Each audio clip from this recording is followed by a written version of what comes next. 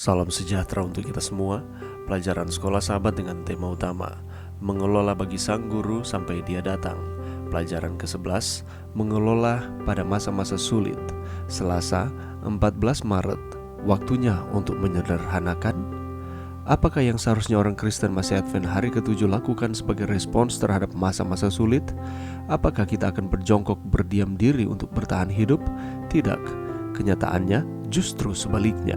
Karena kita tahu bahwa akhir dunia dan kedatangan Kristus yang kedua kali sudah dekat, kita ingin menggunakan aset kita untuk memberitahu orang lain kabar baik Injil dan apa yang Allah telah persiapkan bagi mereka yang mengasihi Dia.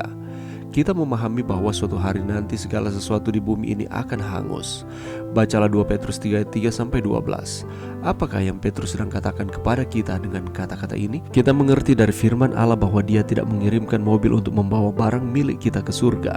Semuanya akan hangus pada pembakaran terakhir ketika semua jejak dosa dan kejahatan, kecuali bekas luka di tangan Kristus, akan lenyap untuk selama-lamanya. Jadi apa yang harus kita lakukan dengan kepemilikan kita? Sekaranglah waktunya saudara. Kita harus mengurangi harta milik kita, ganti menambahnya. Karena tidak lama lagi kita akan pindah ke suatu negeri yang lebih baik di surga. Oleh sebab itu, janganlah kita menjadi penghuni tetap di dunia ini, tetapi mulailah mengurangi harta benda kita menjadi sedikit mungkin. Nasihat Penetelayanan halaman 39. Tentu saja dia menuliskan kata-kata itu lebih dari 1 abad yang lalu, tetapi prinsip-prinsipnya tetap. Waktu selalu singkat, oleh karena kehidupan kita selalu pendek.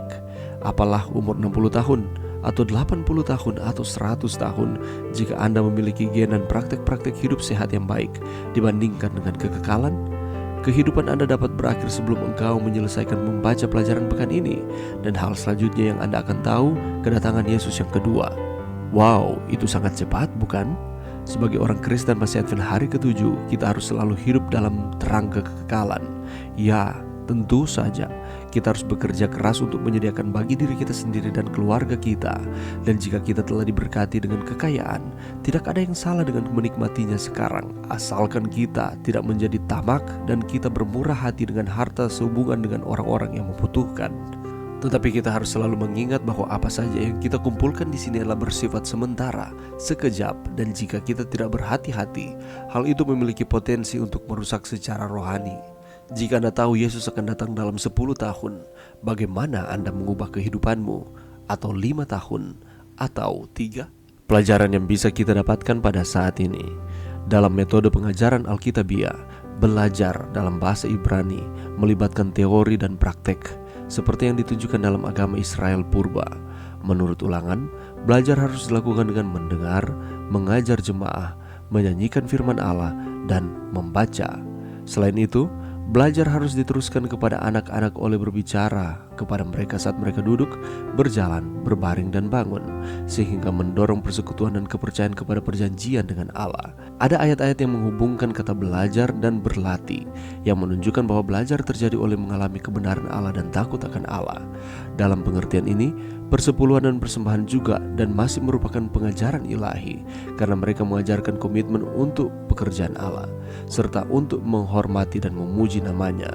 Tujuan pembelajaran umum dalam kegiatan keagamaan di Israel diulangi dalam persepuluhan kedua yang didedikasikan untuk perbaktian dan amal keluarga, supaya engkau selalu belajar untuk selalu takut akan Tuhan Allahmu. Kata belajar ini berkaitan erat dengan bagaimana kita harus mempersiapkan diri kita bagi kedatangan Tuhan.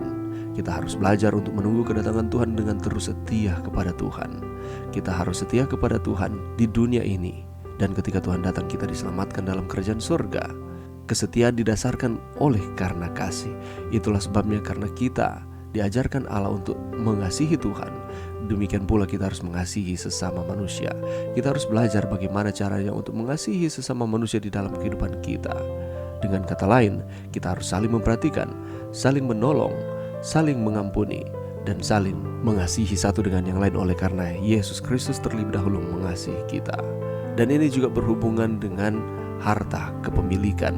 Bagaimana kita mengelola akan harta kepemilikan yang Tuhan berikan kepada kita, bukan hanya untuk menikmati untuk diri kita sendiri, tetapi kita juga harus mengasihi sesama, mempedulikan akan sesama lewat harta kepemilikan kita. Sebagai seorang Kristen pengikut Kristus, kita harus selalu hidup dalam terang kekekalan. Ya, tentu saja Kita harus bekerja keras untuk menyediakan bagi diri kita sendiri dan keluarga kita. Dan jika kita telah diberkati dengan kekayaan, tidak ada yang salah dengan menikmatinya sekarang, asalkan kita tidak menjadi tamak dan kita bermurah hati dengan harta sehubungan dengan orang-orang yang membutuhkan. Kita harus peka terhadap setiap kebutuhan-kebutuhan sesama manusia. Tetapi kita juga harus selalu mengingat bahwa apa saja yang kita kumpulkan di sini adalah bersifat sementara, sekejap, dan jika kita tidak berhati-hati, hal itu memiliki potensi untuk merusak secara rohani.